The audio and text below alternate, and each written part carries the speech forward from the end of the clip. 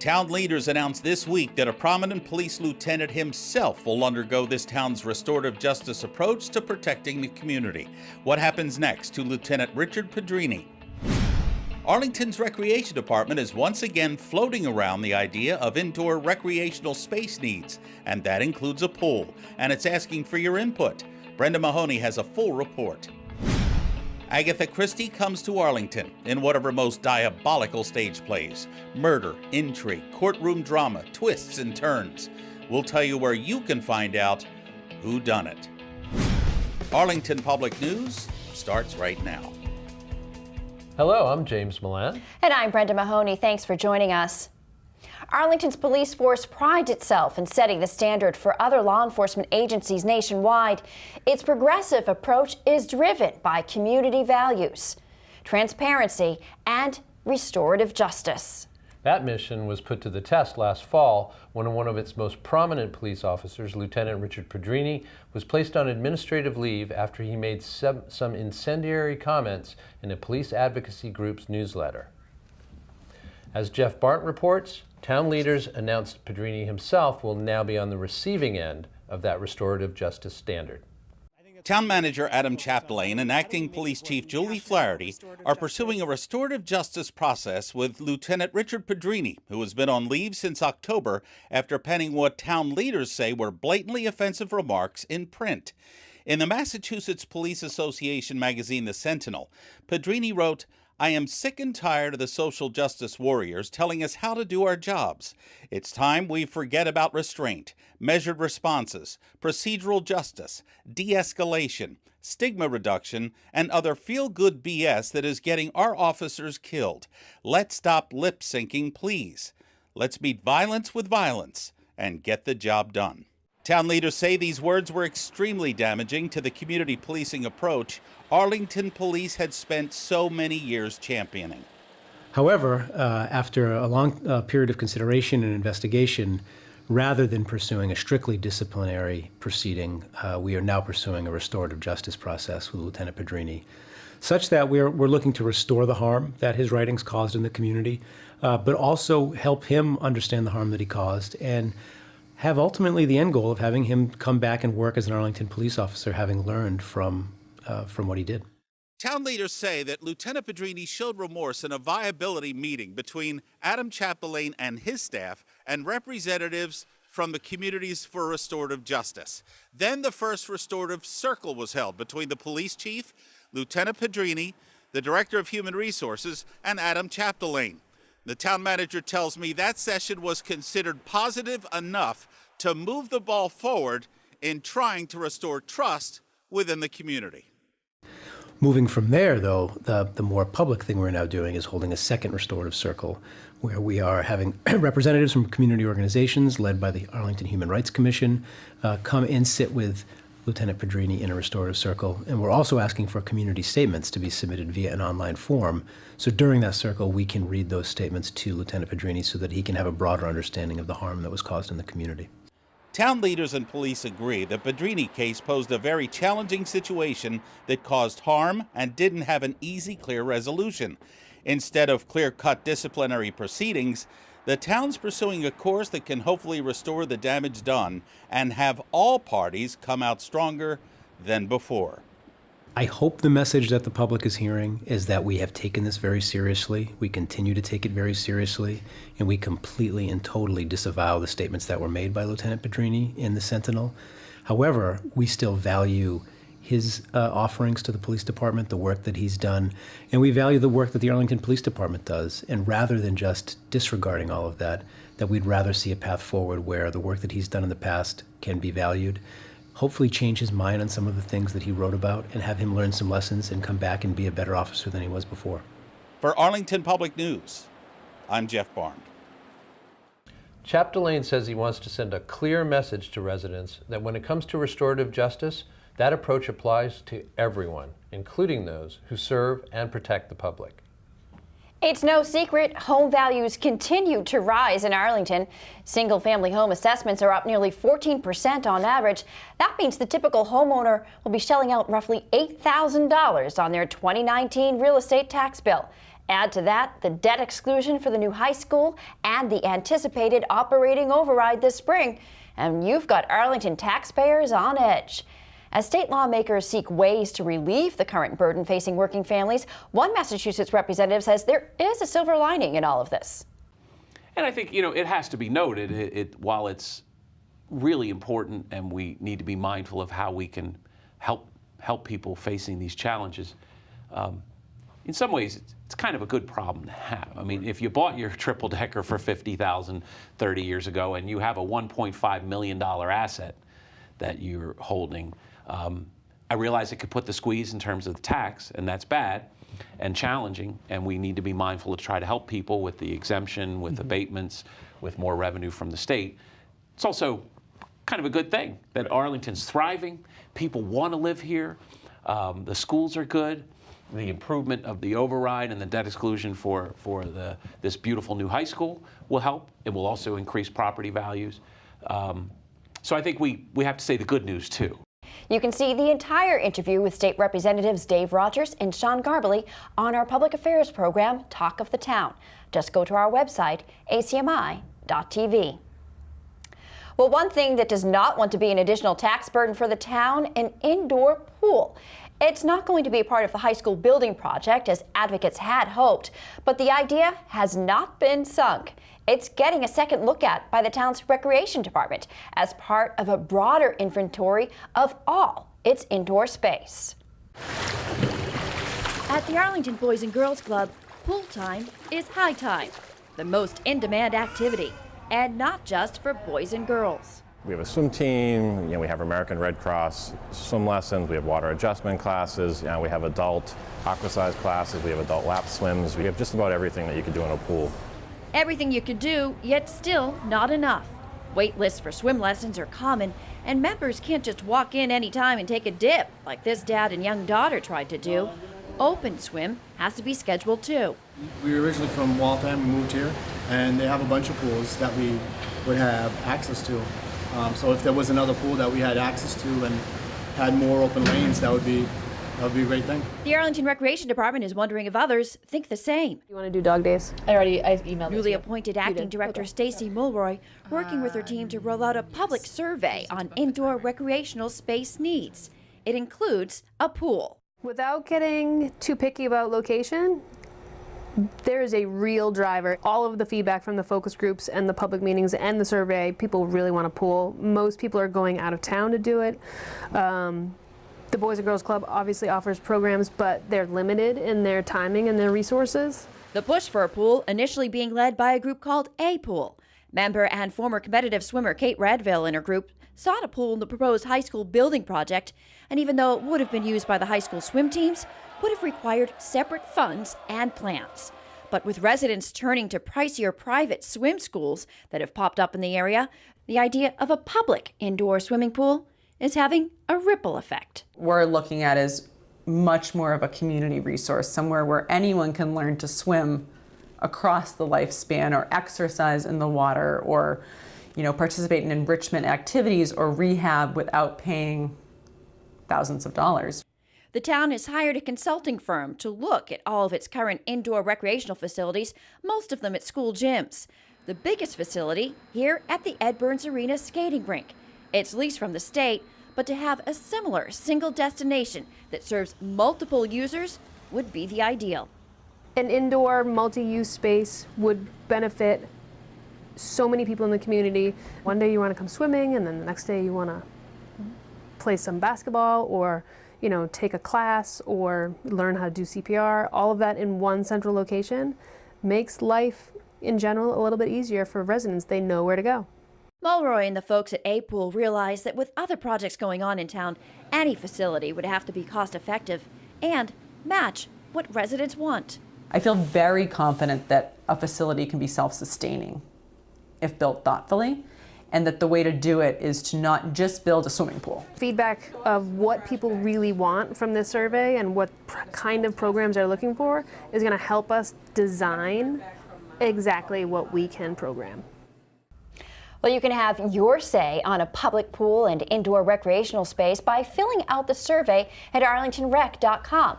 We'd also like to thank the Arlington Boys and Girls Club for letting us into their facility. They've had their pool since 1962 and don't see a town pool as competition. Arlington's Select Board voted unanimously to move ahead with improving transportation along Mass Ave. You'll recall the town underwent a bus rapid transit pilot program last fall to speed up travel time and the reliability of the 77 bus, which runs along Mass Ave through Arlington and into Cambridge. Surveys presented at the meeting show the MBTA buses ran an average of 5 minutes faster through Arlington's main corridor during the BRT program. And from Lake Street to Alewife Brook Parkway prior to BRT, it took buses up to 17 minutes to cover that ground. During the pilot, it was 5 to 7 minutes. We're recommending to implement the dedicated bus lane on a more permanent basis, just for the portion of it that exactly as we did it as during the pilot program. So 6 a.m. to 9 a.m. Monday through Friday from Farnham Street and Mass Ave to Alewife Brook Parkway. Unlike during the pilot where we used cones and temporary signage, we are suggesting that different infrastructure signage and pavement markings be used instead. For enforcement, working with Arlington Police Department, we're recommending that one traffic officer dedicated to parking enforcement would be in place for the first 13 days of the bus lane, and then afterwards there would be a sector officer assigned for monitoring that location. It was recommended that some traffic rules will have to be fine-tuned, but it appears the designated bus lane is one step closer to becoming a permanent fixture on Mass Ave. Well, remember the days, maybe not too long ago, when you brought an overdue book back to the library with your head down, knowing you had to pay a fine? Well, worry no more. The Robbins and Fox branch libraries are doing away with overdue fines on materials borrowed from their shelves. Librarians say fines were a poor incentive to return borrowed items on time anyway. In fact, they say people of means could afford to keep the materials past the due date, and that created inequality among those wanting to check out books and other material.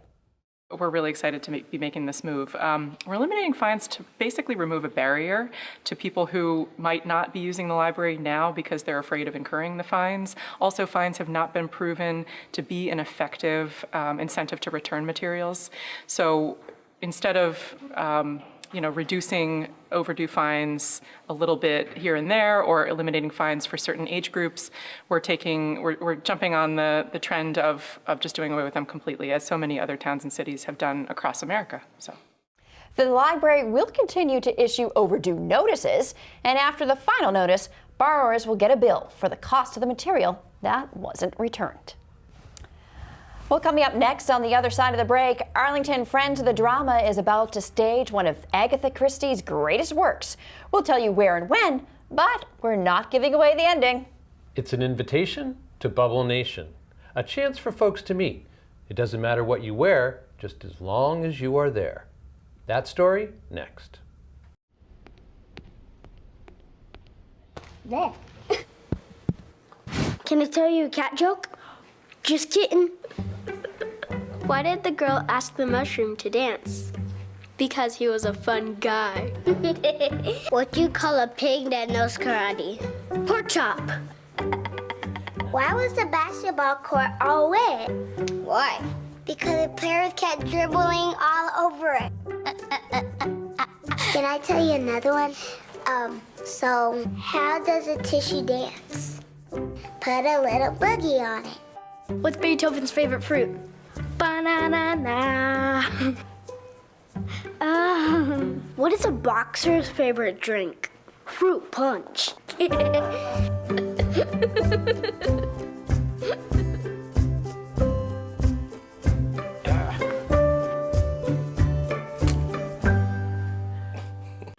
Rehearsals are underway at Arlington Friends of the Drama as the players present one of Agatha Christie's most diabolical works. Witness for the prosecution features stunning witness testimony, a cantankerous barrister, and a young man's fight to escape capital punishment. Witness for the Prosecution is set in London in the 1950s and takes full advantage of a war-weary England as the setting for this clever play.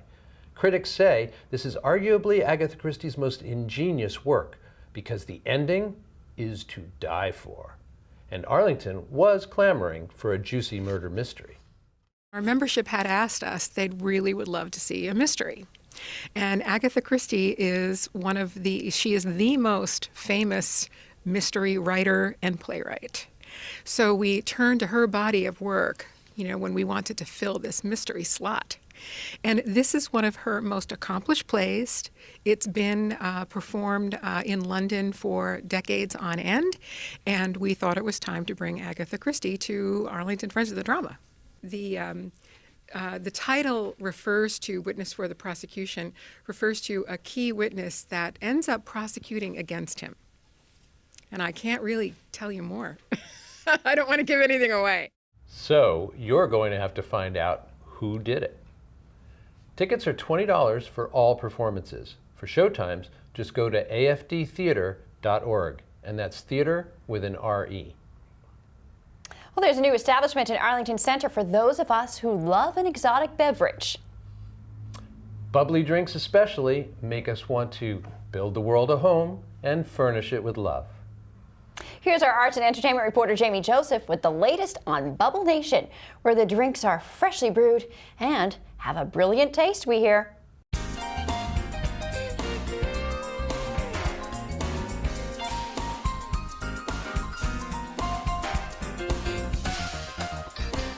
This past weekend, I had my first ever bubble milk tea and had the pleasure of meeting Shan and Marco, owners and founders of this delicious beverage at their store, Bubble Nation, which just had their grand opening Saturday, February 23rd. Maybe you've walked past the store, saw the sign, and peeked in the window asking, what's Bubble Nation? It's a cute beverage shop in Arlington Center that makes delicious bubble teas and serves yummy pastries that complement each drink. Did you just say what's bubble tea? Well, bubble tea is a cold, frothy drink made with iced tea, sweetened milk, or other flavorings, and usually consists of sweet pearls made from tapioca. The Bubble Nation project was born in the summer of 2018 by husband and wife duo Shan and Marco as a side business for their love and passion of creating yummy beverages. Their mission is to make delicious food and share happiness and joy with everyone, which is why they have decided to create a space here in Arlington to bring these wonderful beverages to our community. Let's listen to Shan tell us about bubble tea and watch me get the exclusive behind-the-scenes store tour. My name is Shan, and this is my husband Marco. So we started bubble tea from Arlington. So bubble tea is a freshly brewed tea and mixed with our non-dairy milk, and we added tapioca pearls inside of the milk tea, so they are very chewy and tasty and a little bit sweet. And like all of the materials, our ingredients are coming from Taiwan. 2 types of teas. One is the black tea and one is a green tea. And we add different toppings inside of the milk tea. We don't add a flavor. So our toppings are made better, like the real red beans. For example, we have a red bean as a topping is a smashed red bean and it's sweet. And we have a pudding as a topping is like eggy type of pudding. Let me give you a tour of the bubble tea store and I'll show you how to make the bubble teas.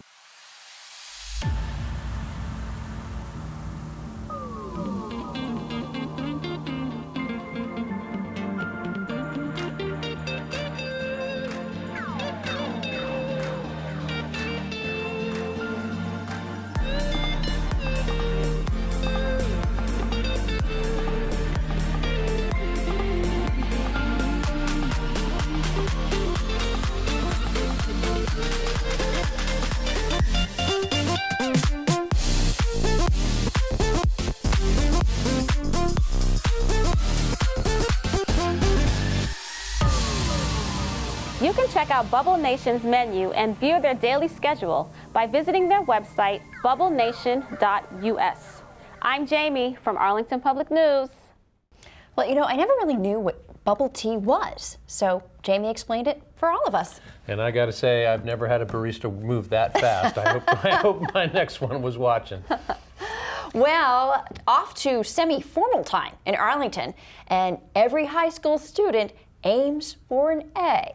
But this time, the high school is seeking a very special A from students. Claire Kitzmiller explains in this week's Ponderscope from Studio B. Welcome to the Ponderscope, your Arlington High School news, updates, and more. The freshman-sophomore semi-formal will be held this Friday, March 1st, from 7 to 10 p.m. in Old Hall. Tickets will be on sale from Monday, February 25th until Friday, March 1st, after school only in Mr. Amaralt's room, room 339. You must have a signed contract in order to purchase a ticket. See Mr. Amaralt, Miss Bassett, or any class officer with questions. Over the years, Arlington High School has used different versions of the A. For some years, they used the Old English A, then a Block A, and recently an A that resembles the Alabama A. The school has decided it is time for a new A, one that is consistent and represents the values of the AHS community. Students are invited to submit designs for the contest to Visual Arts Director David Ardito, Principal Matthew Janger, and Athletic Director Stanley Vieira by March 20th, 2019. The winner will receive a $500 reward, as well as 5 copies of the inaugural t-shirt introducing the new Arlington High School A. Registration for all spring sports is open. Go to Family ID to register.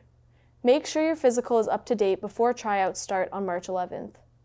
Impact testing will be held after school on March 13th to 15th in Lab 321. I'm Claire Kitzmiller, and this has been the Ponderscope. Well, we have the latest in basketball action and girls ice hockey as well. And we also have an exclusive one-on-one interview with a goaltender whose mantra is, "The puck stops here." Here's your sports update with Nick Antonakis from Studio B.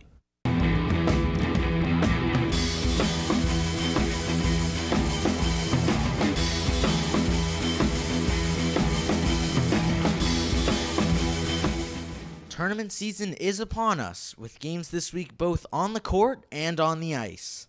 The boys basketball team hosted Melrose in Arlington earlier this week for their first tournament game. They took the win with a 60-51 score and will move on to play Belmont on the road this Friday with a 7 p.m. tip-off. The girls on the court couldn't come away with the win against Central Catholic, marking an end to their season. The ladies on the ice also found an end to their season after facing a strong Woburn team this week. But be sure to take a moment to watch ACMi's exclusive interview with captain and goalie Jordan Toomey. They've helped me develop so much since 7th grade to senior year as a person and as a goaltender. They've been really great because they know my strengths and weaknesses, and they've helped me a lot over the seasons. Still looking to see some Spy Ponders action on the ice? You can catch the boys face off against Framingham this Sunday at the Songus Arena in Lowell. Puck drops at 4:15 p.m. Good luck to our Spy Ponders as they wrap up the tournament season. All right, well, that'll do us here for Arlington Public News. Stay with us for all of your latest news and sports updates. And next week, I'll be moderating a 1-hour debate live right here from Studio A for the only contested seat on Arlington's Select Board between candidates Steve DeCourcy and Robert Tozzi. You can see it right here on ACMi's public channel. Well, that'll do it for us here at Studio A. Thanks so much for joining us. I'm James Milan. And I'm Brenda Mahoney. See you next week. You can always check out our latest segments and newscasts on the web at acmi.tv/news. And don't forget to like us on Facebook and follow us on Twitter at Arlington Public. If you have any news tips for us here at Arlington Public News, we'd love to hear from you. Email us at news@acmi.tv or stop by the studio at 85 Park Avenue.